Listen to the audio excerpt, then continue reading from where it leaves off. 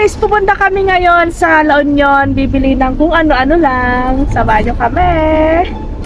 On the way na po pala kami dyan, papuntang La Union, at sabi ng kapatid kong lalaki na mag-video daw ako, kaya yan, nag-video na ako dyan. Kapag pupunta kaming La Union, nadadaanan namin tong statwa ng Esperanza. Pagitan lang yan ng tulay ng Rosario, La Union at Sison, Pangasinan. Nag-stop over muna kami dito sa may gasolinahan dahil may bibilhin daw yung isa kong kapatid dito, kaya ako ay nagpa-video muna sa aking isang kapatid para may upload. Hindi kami bumili dyan sa mga pinapakita namin, kundi nag-video lang talaga.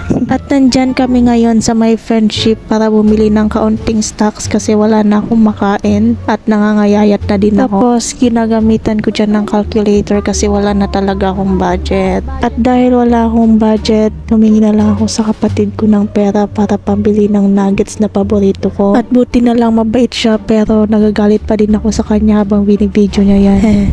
Kasi naman sobrang zoom at ang daming chuchuberetso ng ginagawa niya. Pero naalala ko, pera niya pala yung ginamit, kaya sige, i-zoom mo na lang. Sarap. Habang kumakain nga ako ay may napansin ako, kaya kung ano-ano na yung nabanggit ko. Sobrang lakas pa ng pagkasabit ko at may mga ibang tao pa doon, kaya nakakahiya.